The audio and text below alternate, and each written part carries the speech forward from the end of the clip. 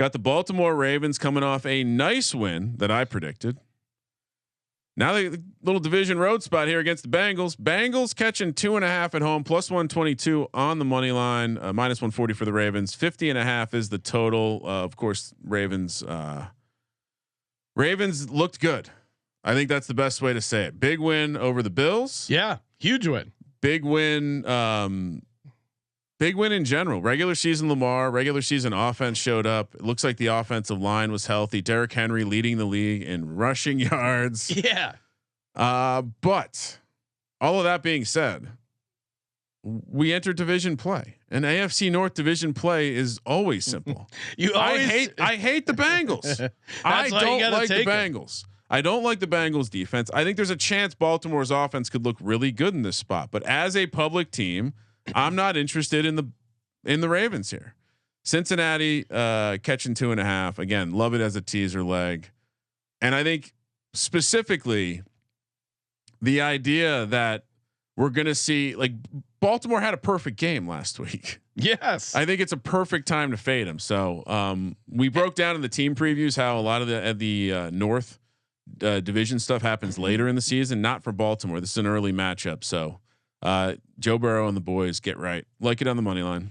Yeah, no, AFC North division dogs, 45-29, 61% since 2018.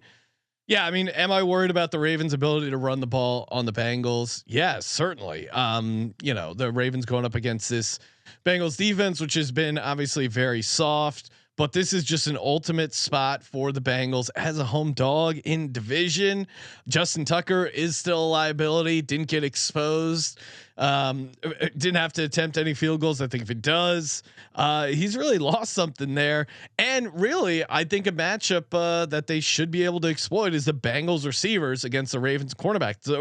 The Ravens, if they've had one weakness so far this season, it's been against elite receivers, right? Like, what's the reason they lost to the Raiders at home, a game they shouldn't have blown at all? It was Devontae Adams looked really, really good. Why did Dallas get back into that game? Because CeeDee Lamb, they had trouble with him. And also, the Bengals have done a decent job with Lamar's rushing, not letting them kill him. Lamar is not necessarily the triple option, but he's like a guy, if you haven't played before, I feel like he is tougher to the point. And Terrell always has that great stat for us of Lamar's record against the NFC because they haven't played him. So yeah. I think teams that are super familiar with Lamar are able to slow him down a little bit more, not taking off anything of Lamar. He's looked good, but I think this is a Bengals spot all day. Bengals plus 2.5. Well, and specifically we've seen, we've seen, I think in general, we've seen the Cincy defense play well in matchups that they've played. They have some matchups they play up well in their spots, right? They did very well against the Kansas City Chiefs. They did very bad against the Commanders. And now we're kind of learning why. Maybe the Commanders are better than the market thought. It was a non-conference spot, but this is where you get maximum effort from the Bengals and the Bengals defense. It's a Bengals smash spot.